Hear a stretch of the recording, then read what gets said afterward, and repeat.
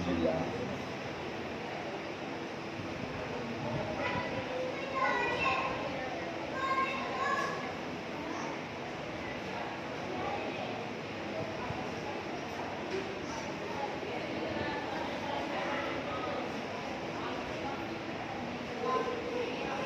اعوذ باللہ من الشیطان الرجیم.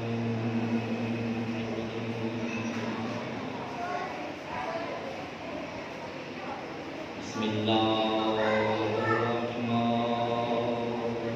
الرحیم.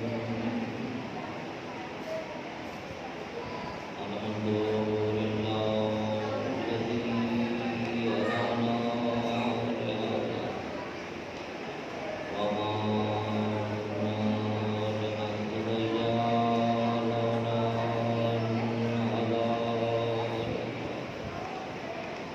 لقد جاءت رسل ربنا بالحق والمصطفى الأحمد والمحمود الأحمد والقاسمين.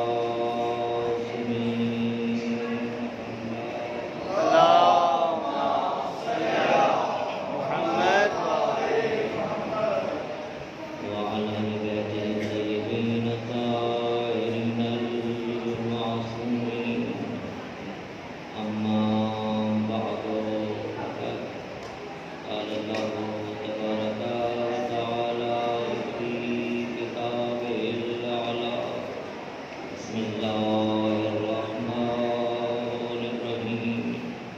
قل إن كنتم تحبون الله فاتبعوني يحببكم الله. صلوات.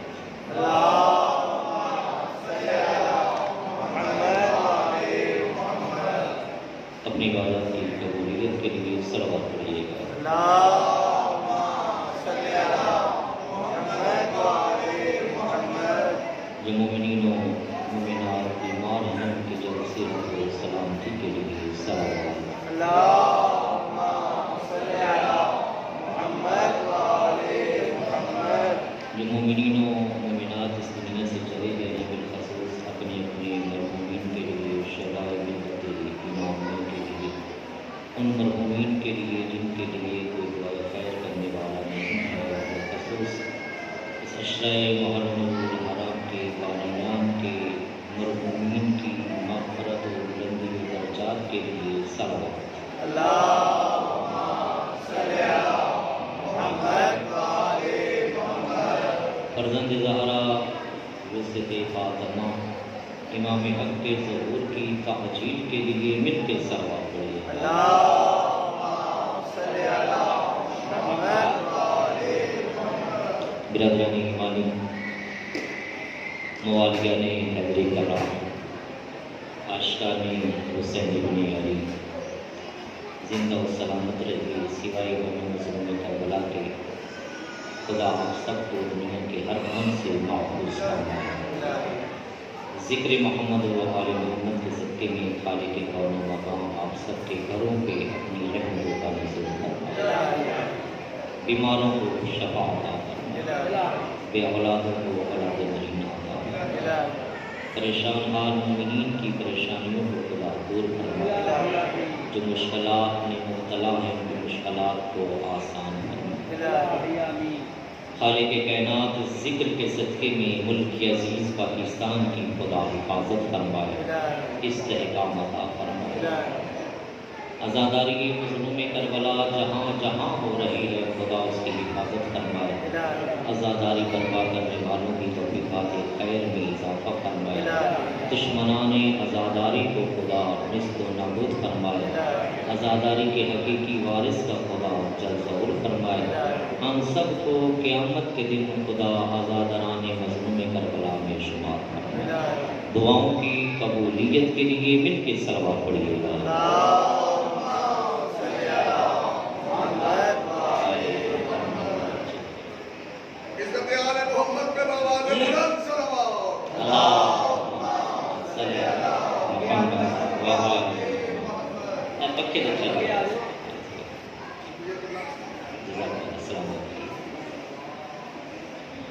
خالق کائنات ارشاد فرماتے ہیں قل ان کنتم تحبون اللہ فاتبعونی یحببکم اللہ۔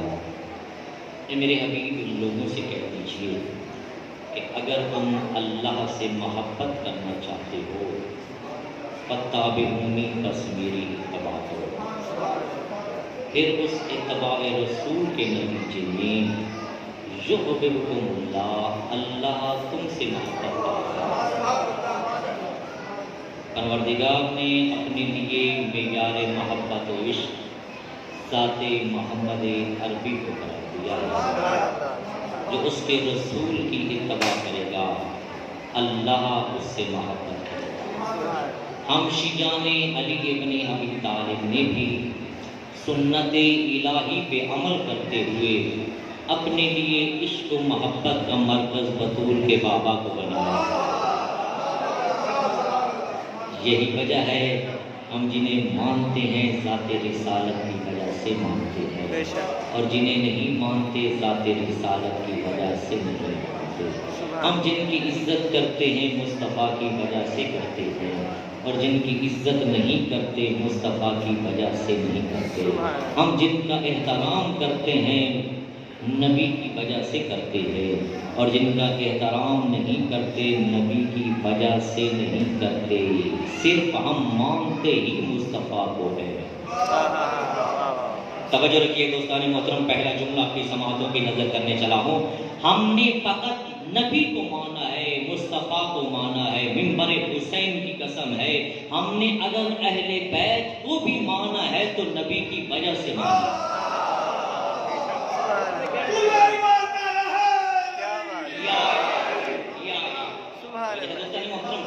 ہم نے اگر علی کو مانا ہے تو علی کی وجہ سے نہیں مانا، ہم نے اگر حسنین کو مانا ہے تو حسنین کی وجہ سے نہیں مانا، ہم نے اگر سیدہ کو مانا ہے تو سیدہ کی وجہ سے نہیں مانا۔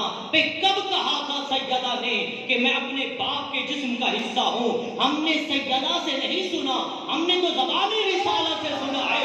میرے نبی نے فرمایا تھا الفاطمہ تو بضعۃ منی۔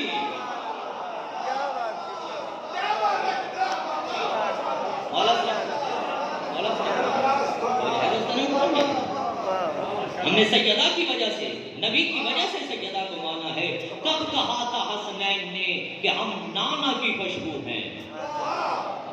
ہم نے حسنین کی زبان سے نہیں سنا، ہم نے تو زبان رسالت سے یہ جملے سنے کہ میرے نبی نے فرمایا الحسن والحسین ریحانۃ آیا، حسن اور حسین میری خوشبو ہے۔ پوری توجہ دوستان محترم، حسن اور حسین میری خوشبو ہے۔ کوئی اپنے رسالت کا پھول ہوں، یہ میری خوشبو ہے۔ میں رسالت کا پھول ہوں، یہ میری خوشبو ہے۔ اور اگر میرا عقیدہ پوچھتے ہیں تو پھول کی قدر و قیمتی خوشبو کی وجہ سے۔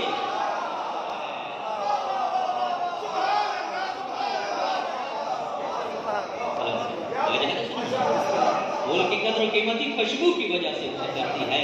بھئی کب کہا تھا میرے علی مولا نے کہ جس جس کا محمد مولا ہے اس کا میں علی مولا ہوں؟ ہم نے علی کی زبان سے نہیں سنا، ہم نے تو نبی کی زبان سے یہ جملے سنے ہیں کہ سوالات حاجیوں کے مجمع میں، صحابیوں کے مجمع میں، نمازیوں کے مجمع میں میرے نبی نے پرانوں کا منبر بنا کے علی کا بازو بلند کر کے فرمایا تھا من کنت مولا ہو فہذا علی مولا۔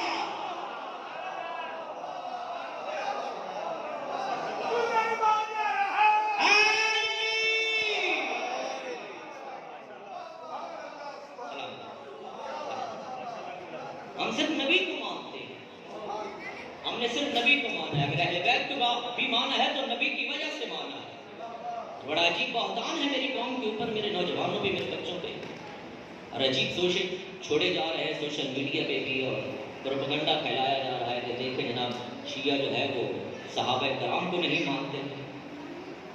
کتنا بڑا الزام ہے میری قوم کے اوپر۔ یہاں سبروال کی تاریخی قدیمی امام برگاہ کی دوسری مجلس میں میں تمام مسلمان بھائیوں کو یہ دعوت فکر دے رہا ہوں، مکتب اہل بیت کے طالب علم ہونے کی حیثیت سے میں یہ عرض کر رہا ہوں، وہ شیعہ ہی نہیں ہے جو اصحاب رسول کی عظمتوں کا قائل نہ ہو. تھوڑی زحمت کیجئے گا، تھوڑا ساتھ دیجئے گا. بسم اللہ بسم اللہ. وہ شیعہ نہیں ہے جو صحاب رسول کی عظمتوں کا قائل نہ ہو. تو اگر اپنے آپ کو شیعہ کہلاتا ہے اور اصحاب رسول کی عظمتوں کا قائل نہیں تو وہ اپنی شیعہ درست کرے. تھوڑا ساتھ دیجئے. آپ کی تائید اور آپ کی خاموشی لوگوں کو کچھ اور سوچنے پہ مجبور کرتی ہے. تم صحابہ رسول کی بات کرتے ہو. شیعہ قوم تو ماننے میں اتنی مخلص قوم ہے کہ اگر 1400 سال پہلے کسی جانور نے بھی اہل بیت کے ساتھ وفا کی ہے ہم تو اس کا احسان نہیں اٹھا سکتے.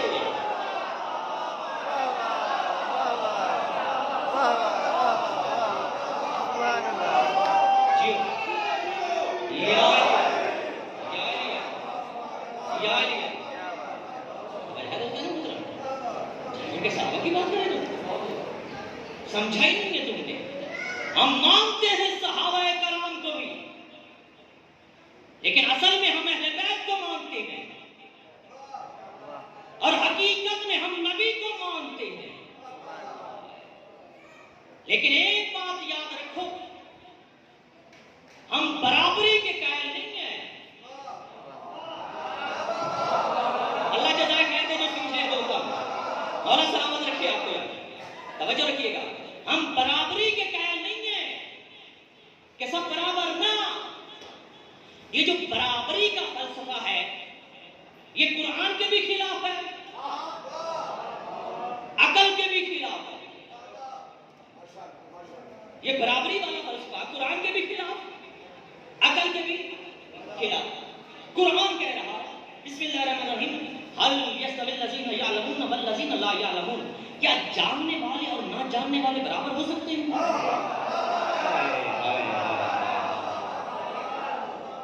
کیا عالم اور جاہل برابر ہو سکتے ہیں؟ هل يستوي الخبيث والطيب.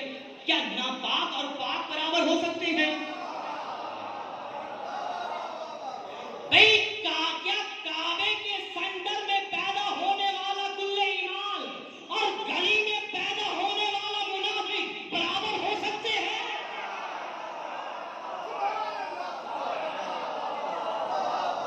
جی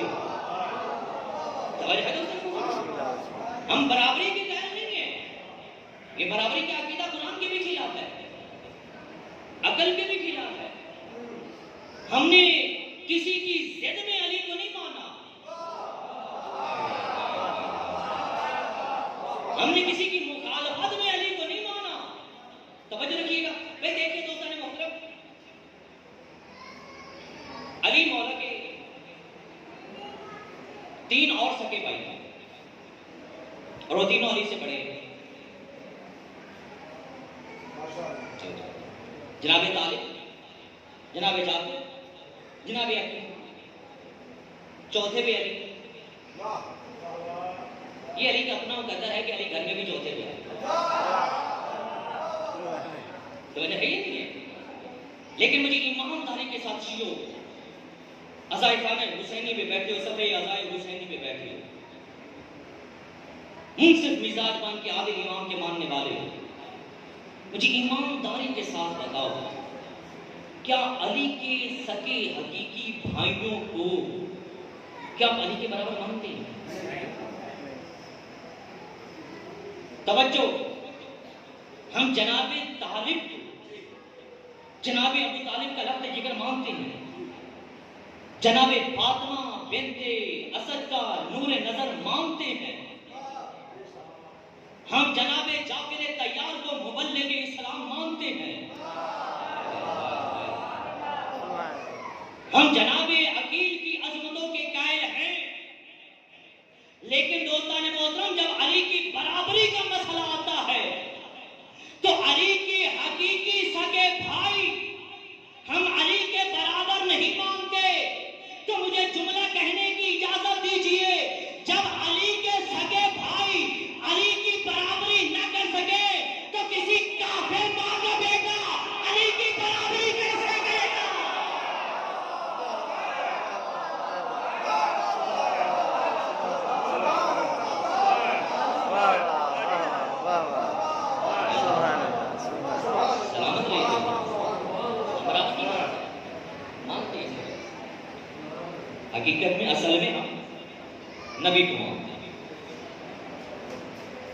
اور جہاں نبی نے اہل بیت کو منوایا وہاں اہل بیت کو مان لیا، جہاں اصحاب کو منوایا وہاں اصحاب کو مان لیا۔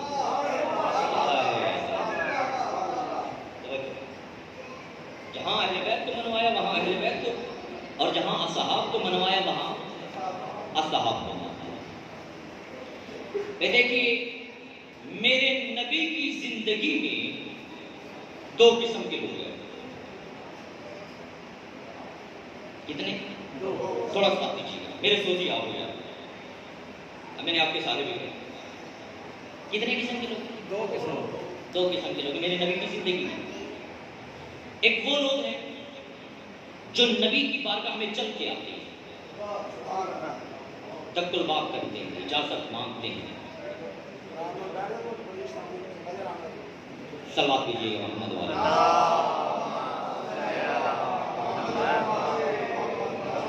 توجہ رکھیے گا میری طرف سے۔ وہ لوگ جو نبی کی بارگاہ میں چل کے آتے ہیں، تک الباب کرتے ہیں، اجازت ملتی ہے تو نبی کی بارگاہ میں بیٹھتے ہیں، اجازت نہیں ملتی تو واپس چلے جاتے ہیں۔ اور دوسرے وہ لوگ ہیں جن کے دروازے پہ اللہ کی رحمت چل کے جاتی ہے۔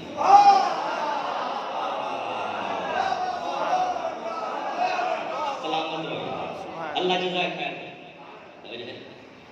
ایک وہ لوگ ہیں جن کی کوشش یہ ہے پوری دنیا ہم سے ناراض ہوتی ہے تو ہو جائے، اللہ کا نبی ہم پہ راضی رہے۔ اور دوسرے وہ لوگ ہیں جن کے بارے میں نبی کی کوشش کی ہے سب ناراض ہوتے ہیں تو ہو جائے، یہ مجھ پہ راضی رہے۔ ایک وہ لوگ ہیں جو نبی کو اپنے کندھوں پہ اٹھانا اپنے لیے فخر سمجھتے ہیں۔ اچھا مجھے یہاں ظفر وال کا تو پتہ نہیں ہے، میں پیر محل کی بات کر رہا ہوں۔ ہمارے وہاں پیر محل میں بالخصوص ماہ رمضان میں صبح ایک نعت پڑھی جاتی ہے، بڑے سریلے انداز میں صاحب نعت پڑھتے ہیں، لال پیلا دوپٹہ باندھ کے خوبصورت سر لگا کے پڑھتے ہیں کہ شان ود گنی موڈیا دل چان مارے آ۔ توجہ، شان ود گنی موڈیا دل چان والے آ، یعنی شان بڑھ گئی کس کی؟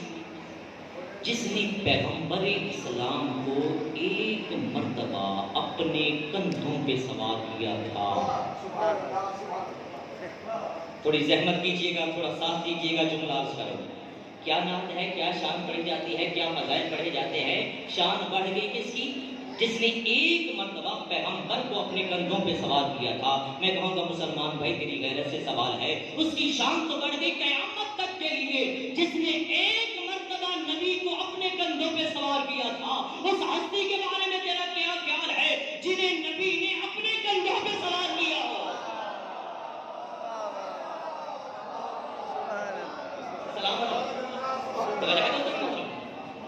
اس کی شان تو بڑھ گئی قیامت تک کے لیے جس نے ایک مرتبہ نبی کو اپنے کندھوں پہ سوار کیا تھا۔ اس ہستی کے بارے میں تیرا کیا نظریہ ہے جس نے 4 سال کا محمد گود میں لیا، سردی سے بچایا، گرمی سے بچایا، بستر بدل بدل کے سلایا، میرے بیٹے شہید ہو جائے محمد بچ جائے۔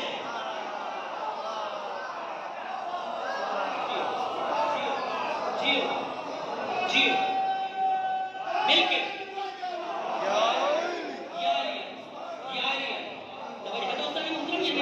جملہ کرتے دوستان محترم، حضرت ابراہیم نبی کا کام یہ تھا اسماعیل کے گلے پہ چھری چلا دینا۔ اب اگر اللہ اسماعیل کو بچا لے تو اس کی اپنی مصلحت ہے نا، ابراہیم کے ایمان میں تو شک نہیں نا، ابراہیم کے خلوص میں تو شک نہیں نا۔ اسی طریقے سے ابو طالب کا کام یہ تھا بستر مصطفیٰ پہ علی کو سلا دینا۔ اب اگر اللہ علی کو بچا لے اپنی ضرورت ہے،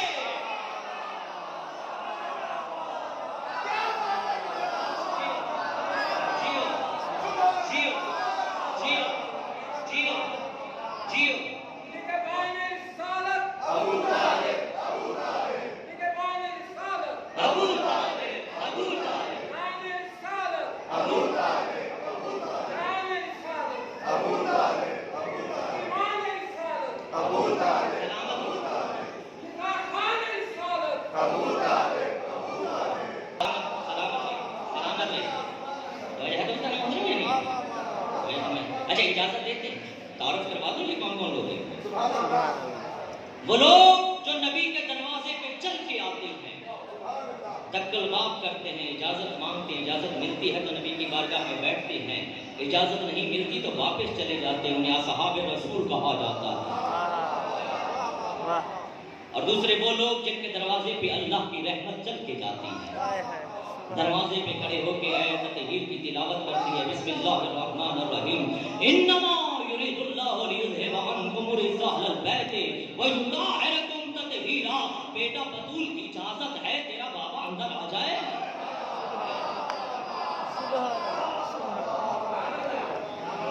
انہیں آل محمد کہا جاتا ہے۔ وہ لوگ جن کی کوشش یہ ہوتی ہے سب ناراض ہوتے ہیں تو ہو جائیں، اللہ کا نبی ہم پہ راضی رہے، انہیں اصحاب محمد کہا جاتا ہے۔ اور دوسرے وہ لوگ جن کے بارے میں نبی کی کوشش یہ ہے سب ناراض ہوتے ہیں تو ہو جائے حسنین مجھ پہ راضی رہے، انہیں آل محمد کہا جاتا ہے۔ وہ لوگ جو نبی کو اپنے کندھوں پہ اٹھانا اپنے لیے فخر سمجھتے ہیں انہیں اصحاب محمد کہا جاتا ہے۔ اور دوسرے وہ لوگ جنہیں نبی اپنے کندھوں پہ اٹھانا اپنے لیے فخر سمجھتا ہے انہیں آل محمد کہا جاتا ہے۔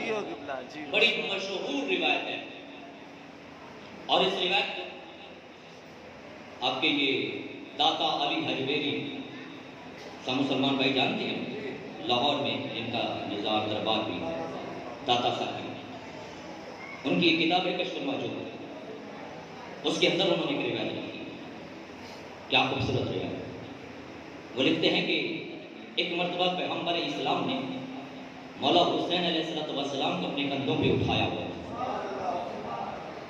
رسول کے کندھوں پہ حسین ہے، رسول خرامہ خرامہ چل رہا ہے۔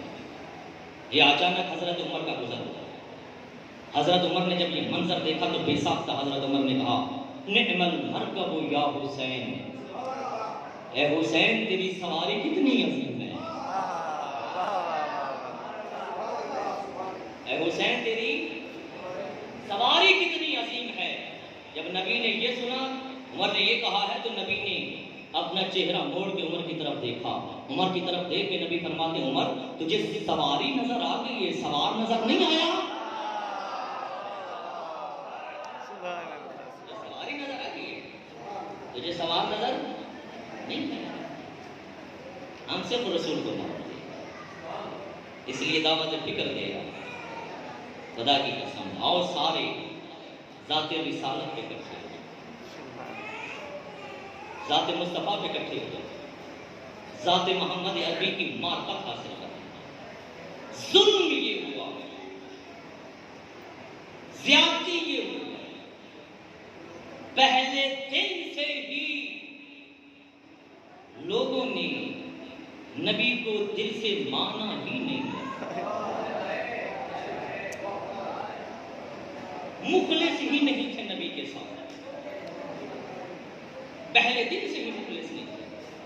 میں تاریخی مثال دیتا جب تاریخ کا ایک چھوٹا سا فرق آپ کے سامنے رکھ کے اپنی ذہنوں کو تمام کروں۔ پہلے دن سے ہی لوگوں نے نبی کی عظمت کو سمجھتے ہوئے اسلام میں داخل نہیں ہوئے۔ مشہور ترین واقعہ جب پیغمبر اسلام فتح مکہ کے لیے مکہ تشریف لے گئے، تھوڑا ساتھ لیجیے گا، بسم اللہ بسم اللہ۔ اور جب مکہ کے قریب پہنچے تو اس وقت سورج غروب ہونے کو تھا، کندیلیں بجھنے کو تھی، بالکل ڈوبنے کے قریب تھا سورج جب نبی 10,000 فوجی لشکر لے کے مکہ پہنچے۔ جب مکہ کے قریب پہنچے تو میرے نبی نے حکم دیا اپنی فوج کو کہ ابھی یہی مکہ کی پہاڑیوں میں پڑاؤ ڈال دیا جائے، ہم صبح کے وقت امن کا سفید پرچم لے کر شہر مکہ میں داخل ہوتا۔ توجہ، پڑاؤ ڈال دیا، 10,000 کا فوجی لشکر، اسی حساب سے سامان بھی ہے اور تیاریاں ہیں، اور آگ روشن ہوئی ہوئی ہے، رات کا وقت ہے۔ تاریخ یہ کہتی ہے کہ مکہ سے 2 شخص باہر نکلے ہیں اور پہاڑی کے درمیان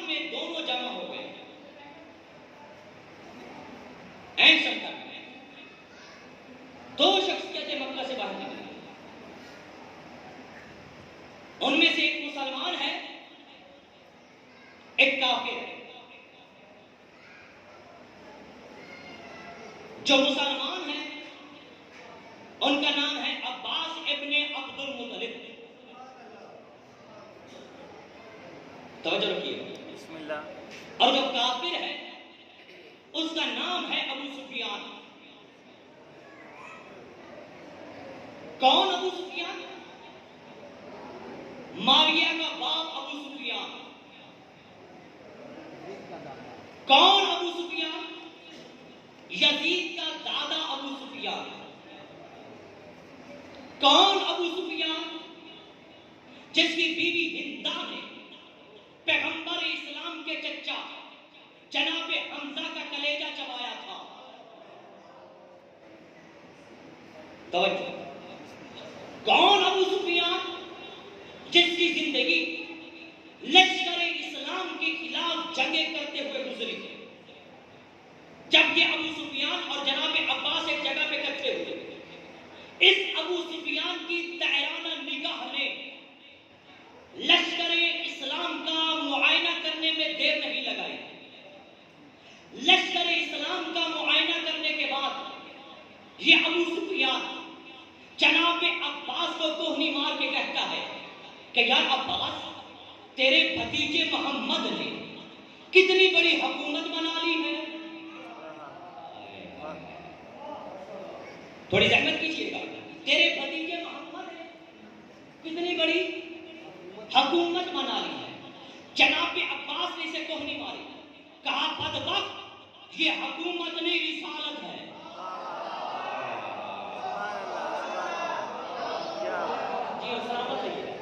یہ حکومت نہیں رسالت ہے۔ اگلے دن جو صاحبان بصیرت بیٹھے ہیں، اگلے دن ظلم یہ ہوا، وہ شخص بھی مسلمان ہو گیا۔ نیک اور وہ شخص بھی مسلمان ہو گیا۔ اور قرآن یہ کہہ رہا ہے وَيَدْخُلُونَ فِي دِينِ اللَّهِ أَفْوَاجًا، لوگ گروہ در گروہ اسلام میں داخل ہوئے۔ لوگ گروہ در گروہ اسلام میں داخل ہوئے۔ وہاں سے دو نظریے چلے، ایک نظریہ حکومت رکھنے والے مسلمان، ایک نظریہ رسالت رکھنے والے مسلمان۔ اللہ کرے میں پیغام پہنچا سکوں، سلامت رہیے۔ ایک نظریہ حکومت رکھنے والے مسلمان، ایک نظریہ رسالت رکھنے والے مسلمان، یہ دونوں قسم کے مسلمان ساتھ ساتھ چلتے رہے۔ احسان کیا حسین ابن علی نے، کربلا کے میدان میں آ کے زہرا کے بیٹے نے حد فاصل قائم کر دیا۔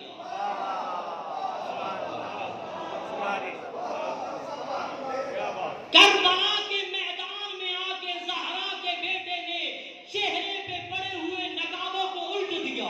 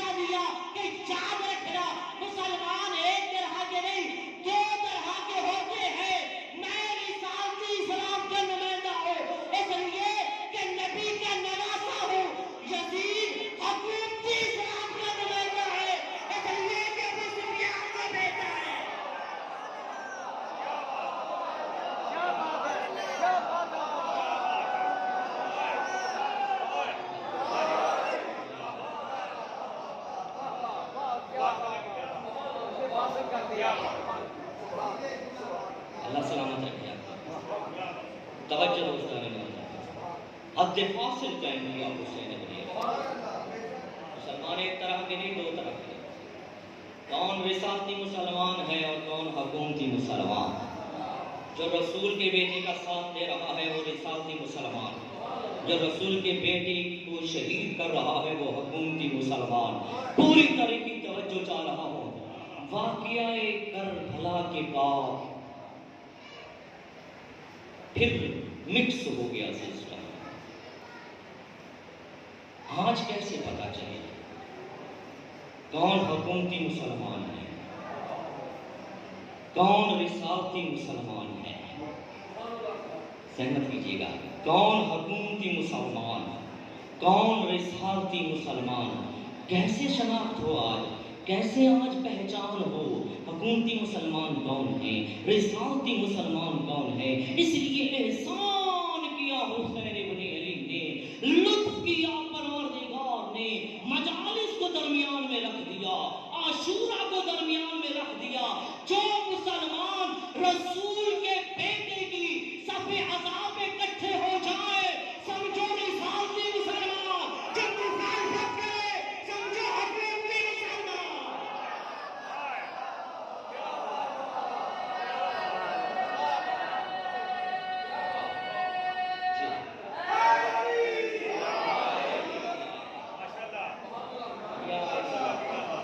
اللہ جزائے خیر عطا فرمائے. دوستان نے پتا نہیں ہے ذات رسالت کو سمجھو، ذات رسالت کو پہچانو اور رسول کو مانو. رسول سمجھ آ گیا، مسئلے ختم ہو جائیں. ذات رسالت پہ اکٹھے ہو گئے، اختلافات ختم ہو جائیں.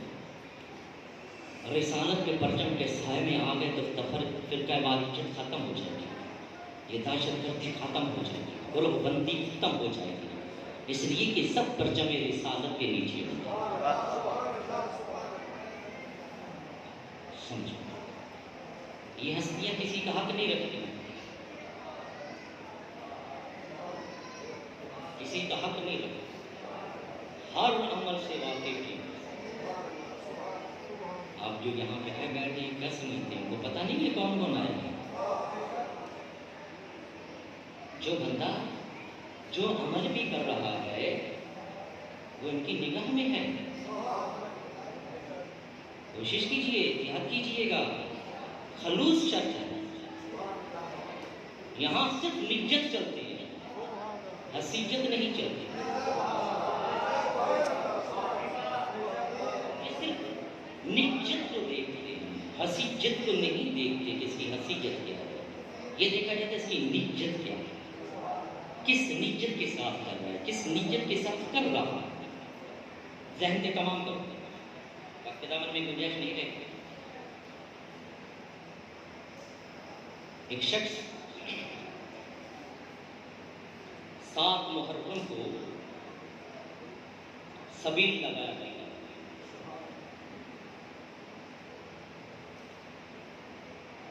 اور اس کی سبیل بڑی مشہور ہے، بڑی خلوص کے ساتھ، بڑے اعتماد کے ساتھ،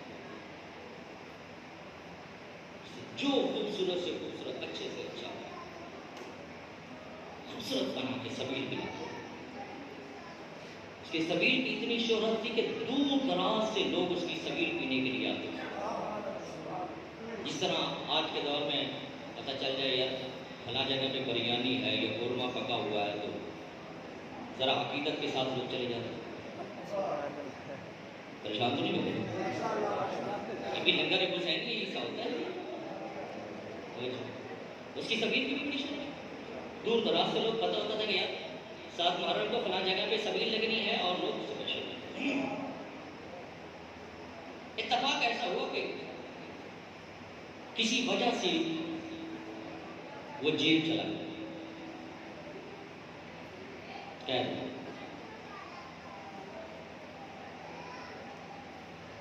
محرم کا چاند نظر آ گیا.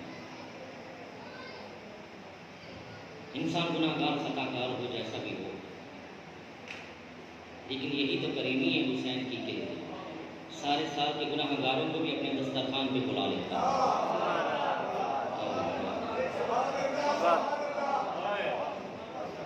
کریمی ہے، جتنے بڑا گناہ گار ہے اس وقت کہیں نہ کرنے جائے، اس کا ایک ہی ٹھکانا ہے دسترخوان حسین۔ کسی وجہ سے کچھ جیل چلا گیا، محرم کا چاند نظر آیا، پریشان ہوا، ہزاروں قطار ہوئے، کوئی گڑایا، بولا میں تو ساتھ محرم کو سبھی لگاتا ہوں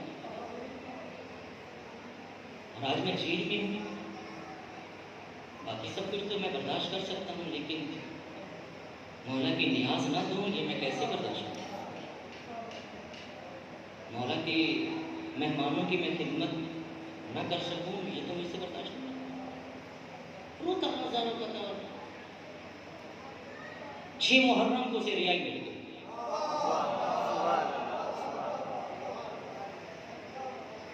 6 محرم کو رہائی مل گئی۔ گھر میں اب ایک ہی دن تھا، اب وہ زیادہ اہتمام نہ کر سکا۔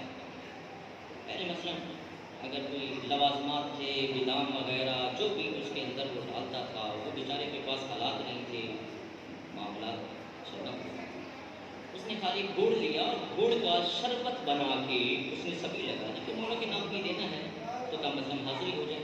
گڑ کی سبیل بنا کے اس نے وہ اہتمام کر دیا، اسی حساب سے کہ جس طرح وہ 8 10 12 ٹب بنا کے رکھتا تھا، اتنے لوگ آتے ہیں تو آئیں گے، لوگ تو آئیں گے نا، لوگوں کو تو پتہ نہیں میرے ساتھ کیا ہوا،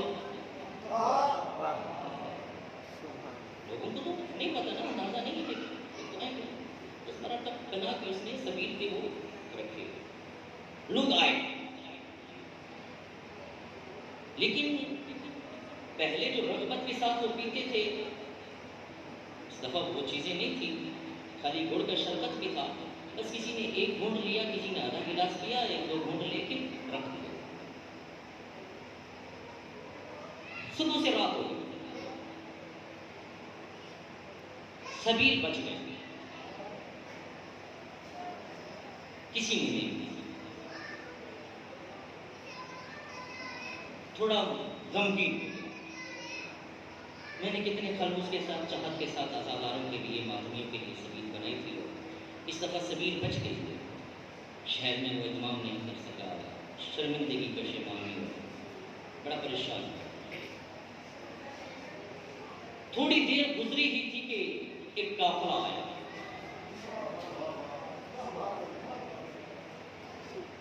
اس قافلے والے نے آ کے پوچھا کہ کیا سبیل ہے؟ اس نے کہا جی سبیل ہے۔ اس نے بسم اللہ علیہ پلا دیا، سبیل پی، اس نے قافلے والوں کو سبیل پلانا شروع کیا۔ صبح سے رات تک جو سبیل کسی نے نہیں پی تھی نا، ساری کی ساری سبیل اس قافلے والے نے پی لی، ساری سبیل جو صبح سے رات تک کسی نے، ساری سبیل قافلے والے نے پی لی۔ فارغ ہو کے تو وہ متوجہ ہوا، اس نے غور کیا، اس نے کہا کہ آپ لوگ مجھے اس علاقے کے نہیں لگتے، اس علاقے کے آپ لوگ مجھے نہیں لگتے، آپ اپنا تعارف کروائیں گے کہ آپ کہاں سے تشریف لا رہے ہیں؟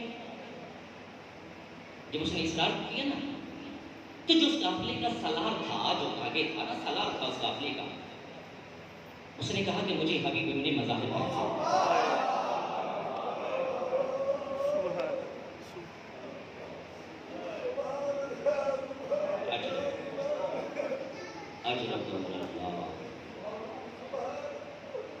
ہمیں مولا حسین نے بھیجا ہے، مولا حسین نے حکم دیا حبیب کربلا کے شہداء کو ساتھ لے لو۔ میرے ایک چاہنے والے نے میرے نام پہ سبیل لگائی تھی، آج لوگوں نے اس کو سبیل کو رغبت کے ساتھ نہیں پیا، حبیب کربلا والوں کو لے کے جانا، میرا ماننے والا پریشان پڑا ہوا ہے۔ کتنا کریم ہے حسین،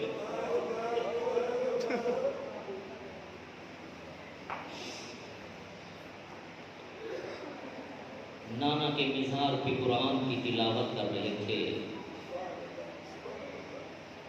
ایک قاصد نے آ کے اطلاع دی، مولا آپ کو دربار میں ولید نے یاد کیا ہے۔ مولا فرماتے ہیں تم جاؤ، میں تھوڑی دیر تک آتا ہوں۔ وہ چلا گیا۔ حسین مولا نے قرآن بند کیا، نانا کی قبر کو گلے لگایا، دھاڑے مار کے رویا رسول کا بیٹا، رو کے کہتا نانا مجھے لگتا ہے مجھے کوئی آپ کے پاس نہیں رہنے دے گا، نانا تیرا حسین تجھ سے جدا ہو رہا ہے، نانا میرا جی نہیں چاہتا میں تجھے چھوڑ کے جاتا۔ نانا اپنے حسین کا آخری سلام قبول کر لے۔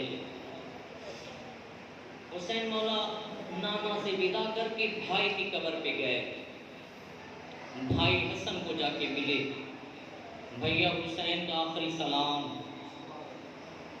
بھائی سے ملنے کے بعد حسین ماں کی قبر کی طرف چلے، لیکن فرق تھا چلنے میں۔ پہلے جب حسین نانا کی قبر پہ گئے بڑے تحمل کے ساتھ قدم بہ قدم رکھتے ہوئے گئے، حسین بھائی حسن کی قبر کی طرف گئے بڑے تحمل کے ساتھ ایک ایک قدم خرام رکھتے ہوئے گئے، لیکن جب حسین ماں کی قبر کی طرف جانے لگے حسین دوڑ کے گئے، دوڑتے دوڑتے حسین زمین پہ گرے، پھر گرے پھر اٹھے، ماں کی قبر کو گلے لگا کے کہا اماں تیرا حسین تیرے پاس آیا ہے، اماں اپنے حسین کو آخری مرتبہ مل لے، اماں تیرا حسین تیرا مدینہ چھوڑ کے جا رہا ہے۔ اجرکم اللہ آزادارو، بس آزادارو حسین مولا ودا کر کے گھر میں آئے۔ حسین مولا جب گھر میں داخل ہوئے شریکت الحسین بہن بھائی کے انتظار میں کھڑی تھی۔ حسین بھائی آج بڑی دیر لگا دی، کہا زینب بہن مجھے ولید کی اطلاع آئی تھی، ولید نے دربار میں مجھے بلایا تھا، میں ذرا ماں بھائی حسن سے ماں سے نانا سے ودا کرنے چلا گیا، اب میں دربار میں جا رہا ہوں۔ جب سنا نا بی بی نے، اللہ کرے یہ جملہ میں سمجھا سکوں، بی بی نے سنا نا کہ حسین بھیا دربار کی طرف جا رہے ہیں، اب آ کے دامن میں بی بی نے ہاتھ ڈال لیا، کہا بھیا میں تجھ اکیلے کو دربار نہیں جانے دوں گی۔ مولا فرماتے ہیں زینب میں جانتا ہوں مدینہ میری مقتل گاہ نہیں ہے، ولید میرا قاتل نہیں ہے، مجھ اکیلے کو بلایا ہے، مجھے جانے دے۔ سنو گے آزادارو، رونے کے لیے جملہ کافی ہو جائے گا اگر سمجھ آ گیا۔ جب مولا نے کہا نا مدینہ میری مقتل گاہ نہیں، ولید میرا قاتل نہیں، زینب کی آنکھوں میں آنسو بڑھے، رو کے بی بی کہتی ہیں بھیا حسین دربار تو وہی ہے نا جس دربار میں میری جوان ماں گئی تھی ضعیفہ ہو کے واپس آئی، بھیا حسین دربار تو وہی ہے نا جس دربار میں 3 گھنٹے میری ماں کھڑی رہی تھی، بھیا دربار تو وہی ہے نا جس دربار میں میرے نانا کی سند کو پھاڑا گیا تھا، بھیا دربار تو وہی ہے نا جس دربار میں میرے بابا علی کے گلے میں رسیاں ڈال کے لے گئے تھے، بھیا حسین مدینہ تو وہی ہے جس مدینے میں میرے حسن بھائی کے جنازے پہ تھی۔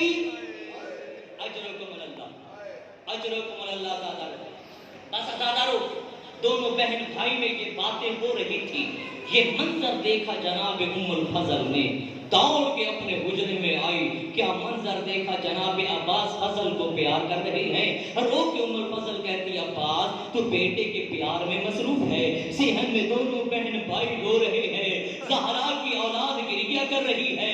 عزادارو یہ سننا تھا، عباس نے جوتی نہیں سنبھلی، دوڑ کے عزادارو صحن میں آئے، جب بی بی نے عباس کو آتے ہوئے دیکھا حسین کی عبا کا دامن چھوڑ دیا، رو کے بی بی فرماتی حسین بھیا اب بے شک چلا جا میرا عباس آ گیا۔ اجرکم اللہ، اجرکم اللہ زادارو، کہا عباس میرے حسین کو دیکھ، پاؤں سے لے کر سر تک جیسا حسین تیرے حوالے کر رہی ہوں نا ویسا حسین میں تجھ سے لوں گی۔ مولا فرماتے ہیں عباس مدینہ میری مقتل گاہ نہیں، ولید میرا قاتل نہیں، ولید نے مجھے دربار بلایا ہے اور میں نے اکیلے جانا ہے۔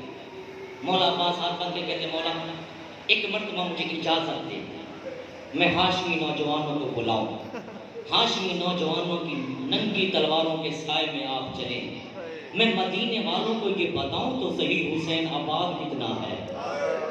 اجرکم اللہ۔ بس آزاد رو ایک مرتبہ عباس نے آواز دی، علی اکبر، قاسم، آنو محمد۔ آزاد رو عباس کی آواز کا بلند ہونا تھا۔ ایک مرتبہ ہاشمی نوجوان ننگی تلواریں لے کے صحن میں دوڑ کے آئے۔ یہ منظر حسین نے دیکھا، حسین نے رونا شروع کر دیا۔ عباس نے قدموں پہ ہاتھ رکھے، ہاتھ باندھ کے کہتا ہے فرزند زہرا کو غلطی ہو گئی ہے، یہ تو خوشی کا مقام ہے مولا، میں نے ایک آواز دی، میری ایک آواز پہ سارے ہاشمی اکٹھے ہو گئے۔ مولا فرماتے ہیں عباس یہی منظر تو مجھے رلا رہا ہے۔ عباس آج میں 3 دن کا بھوکا نہیں ہوں، عباس آج میں پیاسا نہیں ہوں۔ عباس تو نے ایک آواز دی، تیری ایک آواز پہ سارے ہاشمی اکٹھے ہو گئے۔ عباس کربلا کے میدان میں بلاتا رہوں گا، این این عباس، این این علی اکبر، این این قاسم۔ اور میرے شیروں، تم کہاں چلے گئے؟ کوئی مجھے آواز نہیں دے گا۔ اجرکم اللہ، اجرکم اللہ تعالی۔ بس زیادہ لگ چلے۔ جب دربار کے قریب پہنچے نا، مولا فرماتے ہیں عباس ہاشمیوں کو لے کے یہیں پہ رک جاؤ، میرا کوئی عزیز، میرا کوئی رشتہ دار میرے ساتھ دربار نہیں جائے گا، میں اکیلا جاؤں۔ یہ کہہ کے مولا چلے۔ ابھی چند قدم چلے تھے، پیچھے سے مولا نے قدموں کی آہٹ محسوس کی۔ جب مڑ کے دیکھا تو عباس پیچھے پیچھے آ رہے ہیں۔ مولا فرماتے ہیں عباس میں نے منع نہیں کیا تھا، میں نے روکا نہیں تھا، میرا کوئی عزیز، میرا کوئی رشتہ دار میرے ساتھ نہیں آئے گا۔ ہاتھ باندھ کے کہا مولا آپ نے فرمایا تھا میرا کوئی رشتہ دار، میرا کوئی عزیز میرے ساتھ نہیں آئے گا۔ مولا میں تو آپ کی کنیز کا بیٹا ہوں، مولا میں تو آپ کا غلام ہوں۔ مولا وہ دیکھیں ولید کا غلام بھی تو اس کے ساتھ ہے نا، مولا مجھے اجازت دے میں آپ کے ساتھ چلوں، اکیلا نہیں چھوڑ سکتا۔ مولا فرماتے ہیں عباس مجھے اکیلے میں جانا ہے تو ایسا مسئلہ ہوا میں نعرہ تکبیر بلند کروں گا۔ یہ در خیبر کے در سے بزنی نہیں ہے، تو حیدر کرار کا بیٹا ہے، فوراً چلے آنا۔ بس آزاد اور مولا دربار میں آ گئے۔ مولا کو یزید ملعون کا خط پیش کیا گیا۔ خط میں لکھا تھا یا حسین بیعت کرے یا حسین کا سر تن سے جدا کر دے بھیجو۔ مولا جلال کی حالت میں کھڑے ہوئے۔ مولا فرماتے ہیں مجھ جیسا اس جیسے کی بیعت نہیں کر سکتا، مجھ جیسا اس جیسے کی بیعت نہیں کر سکتا۔ بس یہ جملے کہنے تھے۔ ایک ملعون نے ہاتھ کا اشارہ کیا، ابھی حسین اکیلا ہے، حسین کا سر قلم کر لے، بس یہ اشارہ کرنا تھا۔ مولا نے نعرہ تکبیر بلند کیا، اللہ اکبر۔ ابھی اکبر کی رے ختم نہیں تھی، جو 2 نوجوان سب سے پہلے پہنچے ان میں سے ایک عباس تھا، دوسرے علی اکبر تھے۔ دائیں عباس تھے، بائیں علی اکبر تھے۔ بس آزادار حسین نے عباس کے سینے پہ ہاتھ رکھا، طرف کے عباس کہتا ہے مولا مجھے اتنا بتا دے میں بھی زندہ رہوں، میری زندگی میں آپ کے قتل کا کوئی ارادہ کرے۔ مولا فرماتے ہیں عباس جنگ نہیں کرنی، عباس لڑنا نہیں ہے، بس آزادر کے ساتھ جو یہاں سے چلا ہے نا، دائیں عباس بائیں علی اکبر، پھر یہ ساتھ چھوٹا نہیں ہے، یہ ساتھ کربلا تک ساتھ رہا۔ آزادر یہی وجہ ہے جب غریب زہرا کربلا میں اکیلا رہ گیا، نظر یمیناً و شمالاً، کبھی حسین دائیں دیکھتے